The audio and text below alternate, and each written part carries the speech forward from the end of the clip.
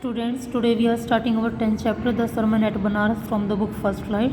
This story is about Gautam Buddha, and this chapter describes his life, how he became a saint. Gautam Buddha, who was born in 563 BC and died in 483 BC, began life as a prince named Siddharth Gautam. Gautam Buddha जिन्होंने अपना जीवन शुरू किया था एक राजकुमार के रूप में, सिद्धार्थ गौतम उनका नाम था। इन नॉर्दर्न इंडिया, उत्तरी भारत में उनका जन्म हुआ था। At 12 he was sent away for schooling in the Hindu sacred scriptures and 4 years later he return home to marry a princess. जब वो 12 वर्ष के हुए तो उनको स्कूल में शिक्षा प्राप्त करने के लिए हिंदू पवित्र ग्रंथ पढ़ने के लिए भेजा गया, और उसके 4 साल बाद वो राजकुमार वापस अपने घर लौटाए शादी करने के लिए। They had a son and live for 10 years as befitted royalty. उनका एक बेटा था उसके बाद, और उन्होंने 10 साल तक अपने उस शाही जीवन को व्यतीत किया। At about the age of 25 the prince heir to for shielded from the sufferings of the world.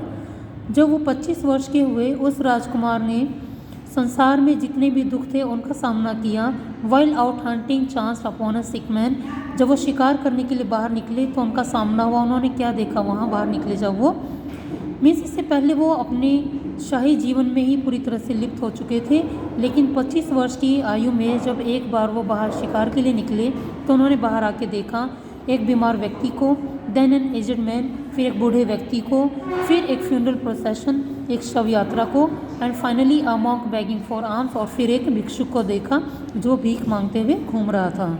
These sights so moved him that he at once went out into the world to seek enlightenment concerning the sorrows he had witnessed. इन दृश्यों को देख के वो इतना ज़्यादा प्रभावित हो गया, मूव हो गया वो, कि उसने संसार में घूम के अपने इन लोगों के दुखों का कारण जानने का निर्णय कर लिया उसने, जो उसने देखे सब अपने सामने। He wandered for 7 years and finally sat under a peepal tree. वो 7 वर्ष तक घूमते रहे और फिर लास्ट में वो एक पीपल के पेड़ के नीचे बैठ गए।